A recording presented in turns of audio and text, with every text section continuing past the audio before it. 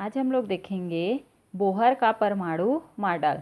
तो देखो, इसे रदरफोर्ड बोहर का परमाणु मॉडल या फिर बोहर का क्वांटम यांत्रिकी मॉडल के नाम से भी जाना जाता है। तो आपको अगर क्वेश्चन पूछता है कि बोहर का क्वांटम यांत्रिकी मॉडल किसे कहते हैं, तो आप कंफ्यूज मत होना और इसी को लिखना कि बोहर का परमाणु मॉडल, जो पढ़े रहोगे उसी को लिखना, ठीक है। इसे सन 1913 में नील बोहर ने परमाणु मॉडल क्या किया था, दिया था।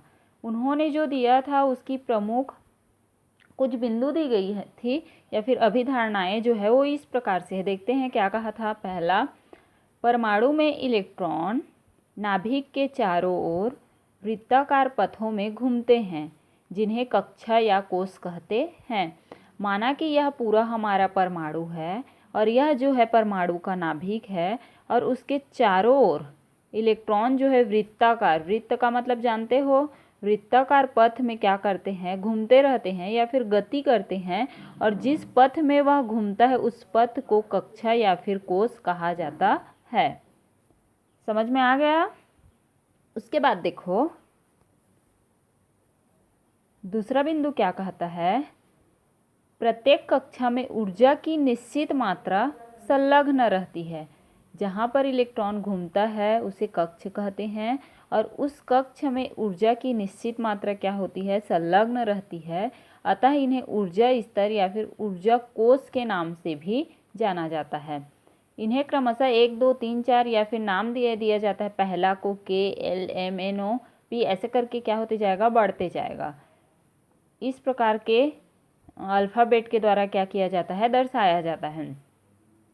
अगला बिंदु क्या कहता है, देखो, जब तक इलेक्ट्रॉन अनुमेय कक्षा मतलब कि जहाँ पर होता है या फिर जिस पथ में घूमता है, जब तक इलेक्ट्रॉन अनुमेय कक्षा में गति करता है तब तक यह न तो ऊर्जा उत्सर्जित करता है और न ही ऊर्जा को अवशोषित करता है।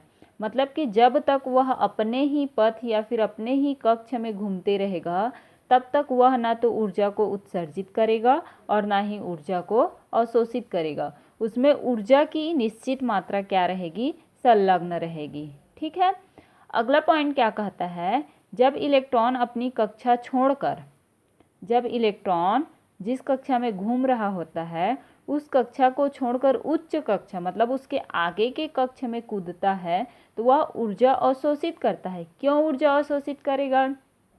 अब जानते हो, हमें साइकिल से कहीं भी जाना है तो एक जगह से दूसरी जगह जाने के लिए हमें ऊर्जा की क्या पड़ेगी, ज़रूरत पड़ेगी। तो इसी प्रकार से जब वह अपने से उच्च कक्षा में कूदता है तो वह ऊर्जा को क्या करता है, अवशोषित करता है तथा उस इलेक्ट्रॉन को कौन सा इलेक्ट्रॉन कहेंगे हम लोग, उत्तेजित इलेक्ट्रॉन कहते हैं, ठीक है। अगला पॉइंट क्या कहता है, जब इलेक्ट्रॉन अपनी मूल अवस्था मतलब कि जिस कक्षा से वह उच्च कक्षा में कूदा रहता है वह अपने फिर से उसी कक्षा में जब वापस आता है तो उसके लिए अतिरिक्त ऊर्जा क्या होती है, उत्सर्जित होती है। पहला जब उच्च कक्षा में जाएगा तो ऊर्जा अवशोषित करेगा और उच्च कक्षा से अपने ही कक्षा में वापस आएगा तो वह ऊर्जा क्या करेगा, उत्सर्जित करेगा। तो इतने जो बिंदु थे वह क्या था, बोहर के परमाणु मॉडल का बिंदु था। और इसके बाद देखेंगे उसकी सफलता को, जो थोड़ा मैथमेटिकली है तो उसको हम लोग कल देखेंगे।